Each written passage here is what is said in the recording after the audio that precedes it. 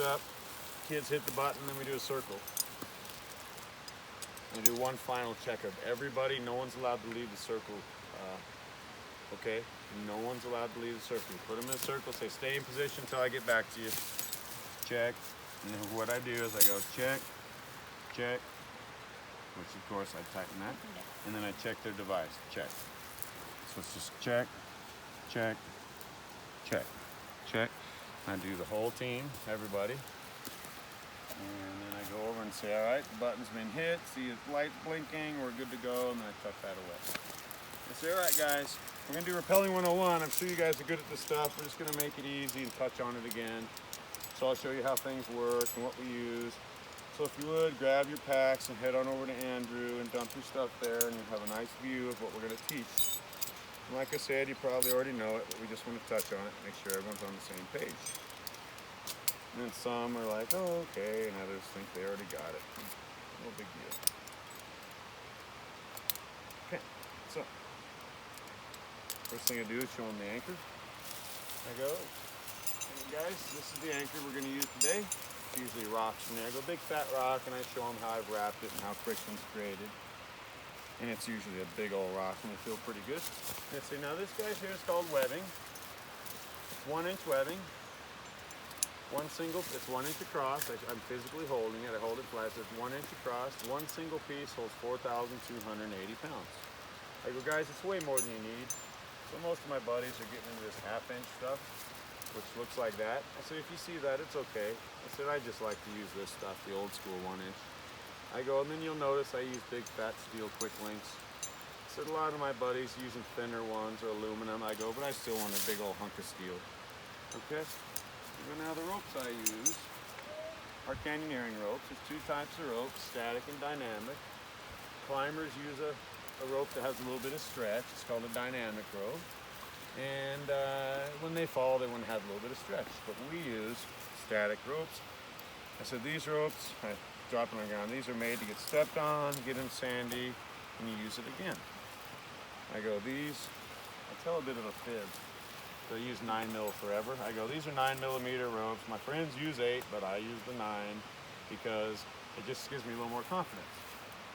And then as I'm coiling, I go, now right now, guys, while I'm coiling this, I'm inspecting the rope. I want to feel the rope in my hand. Okay, so I'm running the rope through my hand. Each coil is 5 feet, 5, 10. I'm counting it out loud, 15, 20. But I explain to them I'm inspecting the rope physically in my hand. And they like that a lot. Deploy your rope. I go, now we're going to do a thing called a block. Guys, I go, these Europeans, man, they've been doing this for a while, guys. I say, by the way, canyoneering is very easy. You just got to get it right, okay? And so we're going to do what's called a figure 8 block. And what I like to do is separate the rope, step in the middle, and this thing in my hand here, it's going to be 2 feet big to fit. Do that thing there. I pull it in real hard. I go, so that's a block. I go, so we can rappel down this side. I just put it on my hip, act like I go, we can rappel down this one. I go, once you guys are all done, just before I come down, I'm going to throw the other rope down. And I'm doing this like, oh, because they're like, ah, yeah. the rope come down. The I always light wondered goes how on. you did that. Oh. And I go, but here's the cool thing, guys. I go, the Europeans figured out a long time ago that if you just put this little piece in here, you can really make it easy to help your partner if they get in a little trouble down there. So right now I'm doing exactly this. I'm clipping in. I tell them, I said, on occasion, I go, on the first rappel, the rope's out in front of me today, guys. But on the second rappel, the rope's near my chest. And on occasion, that rope will suck your shirt in there and pull it in, and it freezes you off. And my guests are halfway down going, Rick, please stop the video, I'm stuck. I said, well, if that happens, they designed that as a way to help you. I said, but let's play the scenario where I grab the 2 young kids. I go, I'm out exploring with Alex and Jenna, and I throw the rope over, I rappel over, I look down, and the rope is short, 10 feet. It's not touching the ground. I haul up and say, Jenna, I'm an idiot. Rope's 10 feet short. Lower me 10 feet. And then I have the person on my tour come over. And so she comes over, and now they're relaxing. Okay, we got a couple things to go. This thing's called a carabiner. This is called the barrel. Okay, we're going to call this the rappel line. We're going to call this the release line. So I'll say, go ahead and open up the carabiner, unlock the barrel, and just take the rope out. Real slow and steady. You leave the carabiner on there, you just take the rope out. And then she's going to push that release line through the figure 8 block and make a big loop about the size of a football. A little bigger, a little bigger, a little bigger. And she lets that drop down out of her hand. Now both hands go to her release line. She gets that and she pulls tight. I go, now she can lower me the last 10 feet. Go ahead and slack, please. Slack, slack. And then have the little girl lower me. Attention! And then they hold. And then they're like, oh, she's holding it. Slack, please. Slack, tension. And I go, down, off rope. And I go, so if I had had any problem on the way down, your daughter could have helped me. And they're like, that's really cool. We didn't do that in college. So it's a new way to do it. And so now, I usually grab the nervous person to come do this. I grab the person who thinks, I've never been on a rope, it's very complex, they're the one I have do it.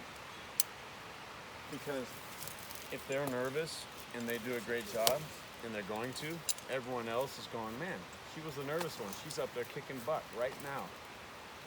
She leaves with confidence, a better understanding of what's going on because she physically touched it, and the rest of the group is going, man, she's already kicking butt. We thought she was going to be nervous today. So it's just it's like win, win, win, okay? And so you've explained all that. And we'll go into more detail sometime if you want. I go, all right, guys, so now that we got a big fat anchor, thick webbing, fat steel on a huge rope, rigged releasable, I go, let's do rappelling 101. Sound good? And they say, yep. I say, all right. I have the kids set the block every day, guys. The little kids, little 7-year-olds, they belay me when I come down. I take the big fall, and the little 7-year-old girls do the blocks all day. They're my little monsters. I show them how to do it, and then I walk off in the morning. All right, I gotta go take a peek. Don't say a word. Let her work, guys. She's over there. I'm quiet. She's working. She knows what she's doing. And so now we get to rappelling 101, and I try and break it down real simple, Dave.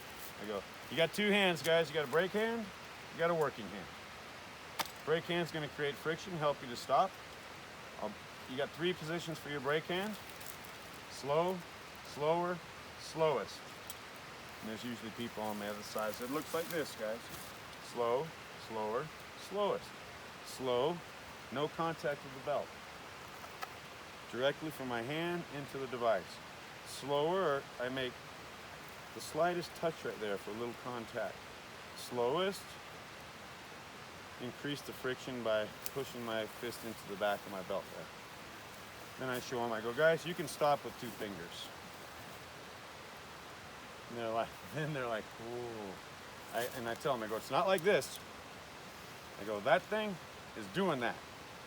So, slow, when you don't weigh much, you probably don't want your hand on your hip, you go slow, and you're going down, you feel like, man, I'm moving just a little quicker, you bring it, touch your belt, towards the bottom, slowest.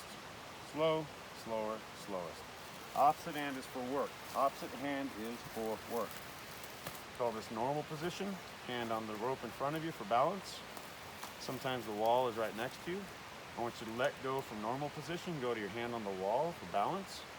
Instead of holding this while your head hits the wall, let go here and remove your head from the wall and work like this.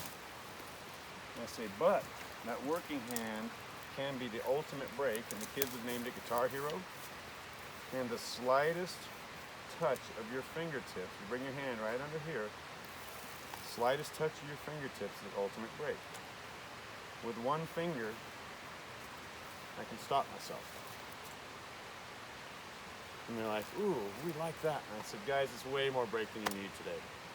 But I want you to know how to use Guitar Hero in case you're on a tour and the rope's a little thinner. and you're having trouble getting enough break, I want you to bring that working hand down and just run a light Guitar Hero. Recently we had a mom out on the tour. She's born without her hand right there. She was out with all her boys, and all day long she just went like this. This was her Guitar Hero, and she was the best one on the tour. So I'm explaining to the guests, it's not grip, it's just the slightest.